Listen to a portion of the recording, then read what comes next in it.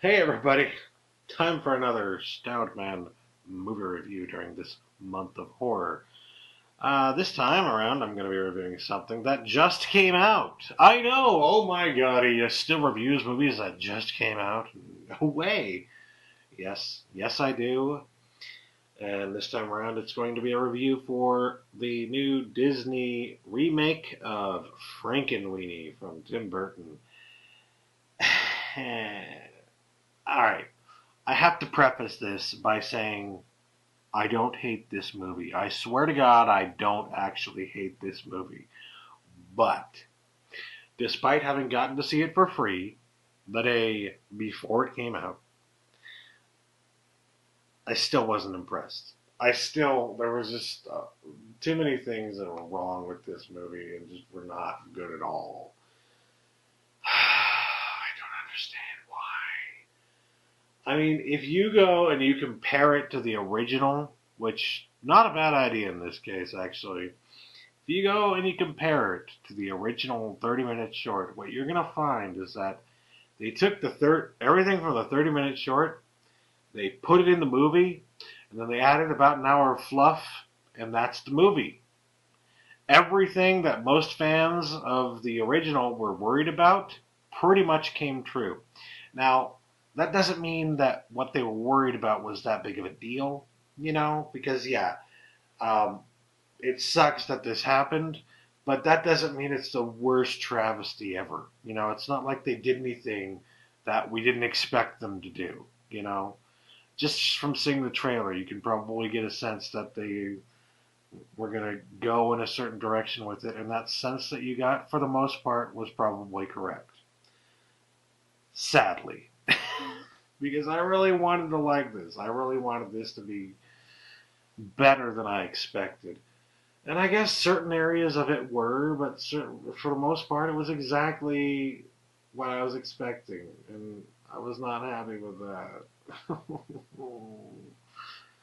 Because the ways that they elongated it, it didn't make any sense to do it that way.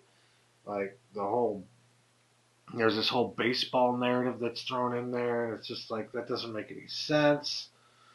It's this whole narrative of the town and this.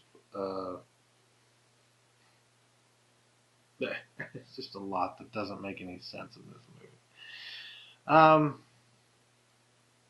there's some things that were really good, and a lot of things that were kind of meh.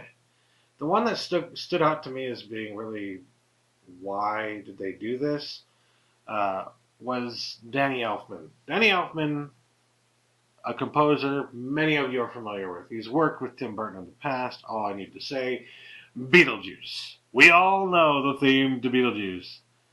And, well, many would say that he has used that very same theme in about 5 other movies. But, the point is, he has a history. He has a history of making compositions that are extremely catchy theme songs that live on forever. You never forget them. They're always stuck in your head, and they're always some of the best stuff out there.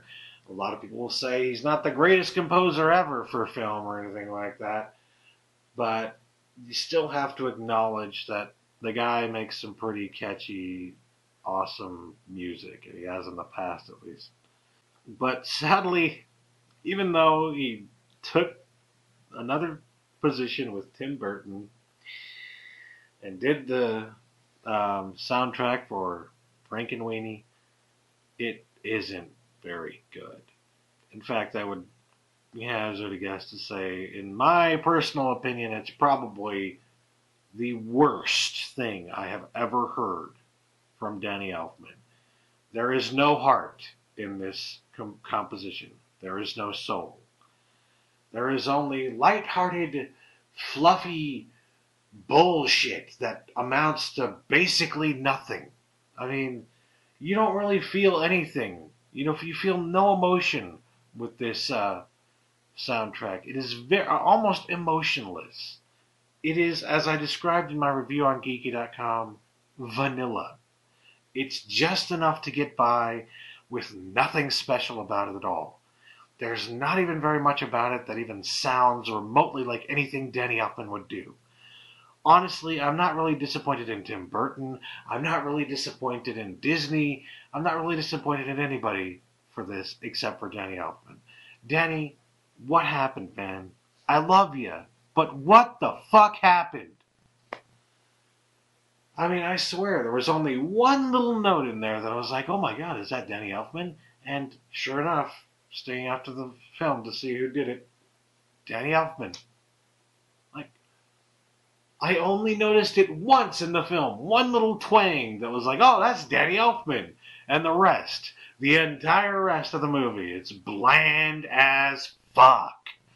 I'm sorry, it's just, it really gets to me. When Danny Elfman doesn't even want to put any fucking effort into this movie, what does that tell you about the frickin' movie? It's not great. That's what it tells you. It is, as I said in the review on Geeky.com, the most vanilla movie that Tim Burton has ever made. Now, when you put the chocolate topping of the original Frankenweenie story that is all intact in this film, when you put that on top of the vanilla icing, it's bearable. It's good. It's, tasty. But it isn't as great as some of us may have been hoping for. I mean, there's a difference between hope and expect. I hoped that this was going to be way better than I expected. Add to the mythos of Frankenweenie in a way that made sense and really made it more appealing and more memorable. What I got was something that made David Newman's original soundtrack for the original 30-minute short sound better than Danny Elfman. Oh. Oh. And a bunch of filler that was honestly needless. For example, I love the fact that they got Winona Ryder back working with Tim Burton in this movie as one of the characters. But I don't know that she was really necessary. I really don't. I mean, it was a little creepy hearing Winona Ryder, who is pretty old now, doing the voice character of a kid again. I guess I shouldn't be too freaked out by that. A lot of old people do kid voices and everything. But I don't know. I've never heard her do that before, so it was a little off-putting. Off-putting doesn't always have to be a bad thing, but in this case it was a little strange. Doesn't matter because I was just really happy to hear her voice in this movie. But what bothered me was the character design. The character design was pretty much the only thing in this film that looked anything like a Tim Burton production. The rest of the film didn't even feel like a Tim Burton production. It just felt like something that Disney themselves rolled out to profit off of the name, to profit off of Frankenweenie some more. Which begs the question, where is the Blu-ray release of the original Frankenweenie? Let alone, where is the DVD release of the original Frankenweenie? The movie just came out, and you haven't even released the original that it's based on DVD, let alone on Blu-ray. Now, what I'm expecting them to do is that when it comes out on DVD, that'll be like one of the extras that they offer is that they'll put Frankenweenie on the Blu-ray. If you buy the ultra special edition that costs $50 or $30 or whatever. Disney's fond of doing that, making you pay out the ass for something you want, even though in this case it's a 30-minute short. I don't care about the movie, I just want the short. I highly, highly doubt that they're actually going to release that alone without, attaching it to something else so that they can make as much money as possible. Which is really bothersome because this movie was not good. It wasn't even very Tim Burton. I mean, like I was just saying, the character design was pretty much the only thing that looked anything remotely like Tim Burton. And the only reason it looked Tim Burton is because everything looked kind of, gothy in a way. It had that typical Tim Burton gothy style where there's like a black ring around everyone's eyes, and their eyes all looked big and bug-like. And honestly, I'm not even kidding. When you get to the scene where you see them all in the when you get to the scene where you see them all in the class, like when you see Victor in the class with all of his schoolmates, and some of his schoolmates start to like pronounce themselves as characters in the film, you'll notice that you have a hard time telling them apart because not only do they sound alike, they look alike, and they act alike. It's almost like everybody in this movie is the exact same gothy Tim Burton character for the most part, except for his parents, the mayor, and and the teacher, the science teacher. Everyone else, for the most part, is the same boring, done to death, gothy Tim Burton character in voice, in character, in design. But that's the problem. That's part of the problem, is that you don't make a movie in your auteur style by just adding that stylistic touch to the characters in the way that they look. I mean, you really expect me to believe that there's this town full of gothy kids?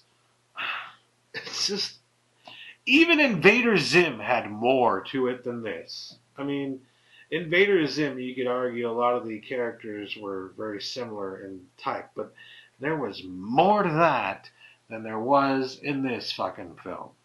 And this film, it just felt like there was so very little variance between one character and the next. Victor didn't even stand out all that much, to be quite fucking honest. He's like the main central character, and the voice actor, sadly, that they got to do Victor was not very good. He was bland. He didn't do it very well. And it just wasn't that great of a movie. Now, in terms of 3D, do you want to see it in 3D if you're going to see it? I guess it was alright in 3D. There was nothing really great about it. I mean, there were a few scenes that I was like, yeah, that's cool, kind of cool in 3D. But then, for the most part, it didn't really strike me as something that was 3D. This movie just panders too fucking much. It really does. The very opening is a fucking pandering shot. Not just the opening, but like there's just a bunch of scenes that you can tell that the only reason this is even in the movie is so that it can go into the trailer. When you can tell that somebody shot some scenes for a movie just so that they would go into the trailer, you know that they weren't thinking about making a movie. They weren't concerned about making a movie. They weren't concerned about any of that. What they were concerned with was making something that would make them money. They were concerned about the bottom line. They were concerned about how it would look when they tried to sell it on TV. And that is sickening. That's disgusting to see Tim Burton to have fallen that far. Now, a lot of you out there are going to say, well, Tim Burton, I hate Tim Burton anyways, and I've felt this way about him for a long time. And, well, good for you, but I kind of still had faith in his productions. I still liked a lot of the stuff that he did. Now I'm seeing what everybody's been talking about. I'm starting to see it, and I'm not liking what I see. I really am not. But that being said, like I said in the beginning, as I prefaced this, it wasn't a horrible movie. There were some aspects to it that were pretty good. The science teacher, played by Martin Landau, oh my god. Honestly, the best role in the film. The best performance in the film. Bar none. I mean, you've got Winona Ryder, you've got Martin Short, you've got other big names involved with this movie. But the one who does it in this one is Martin Landau. He plays a science teacher, and there's this amazing scene. Spoiler alert if you don't want to hear anything about it, even though it's not a big deal. It's not like a huge, going to give anything away about the story or anything. But yeah, spoiler alert. The parents hold like a parent-teacher meeting after some events take place, which I will not tell you about, and they start getting upset because the science teacher, well, is actually doing his job, and he's teaching the kids things that the parents don't want them to know about, basically. Um, Things that they find morally apprehensive or disgusting or whatever. In this scene, a parent stands up in the audience and he says, "Have you read what's in these books?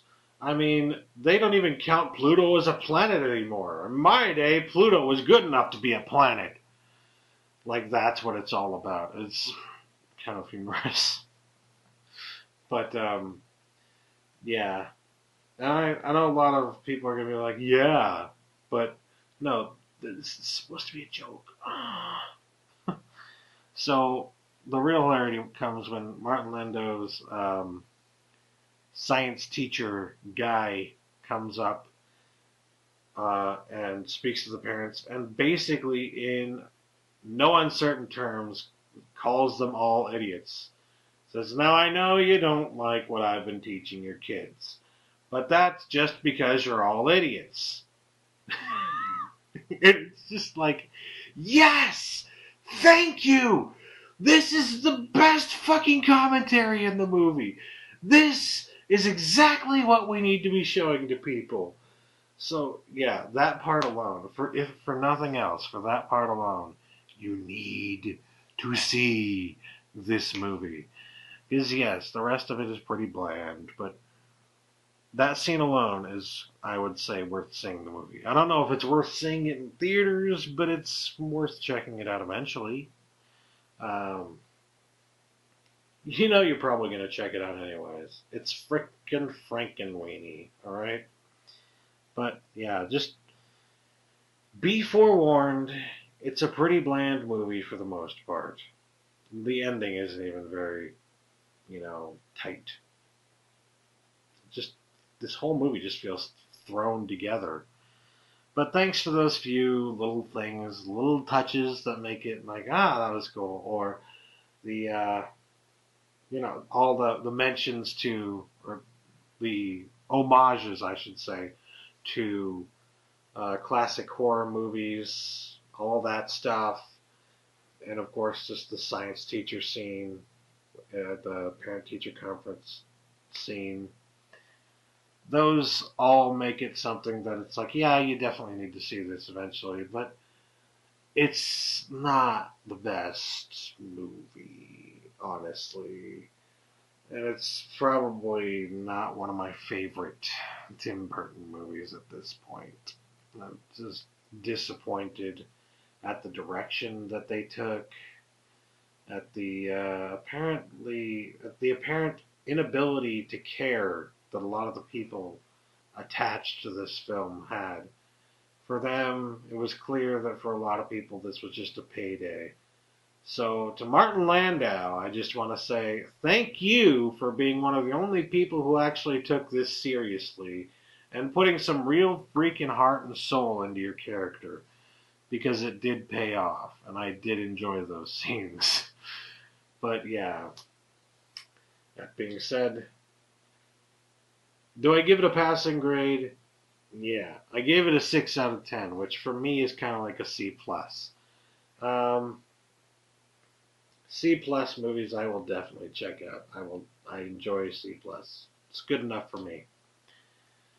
But there are a lot of scenes that if you're familiar with the original, and if you're familiar with Tim Burton's work and the work of all the other people in this film, you're going to be kind of disappointed at how lackluster it is, how lackluster their performances are.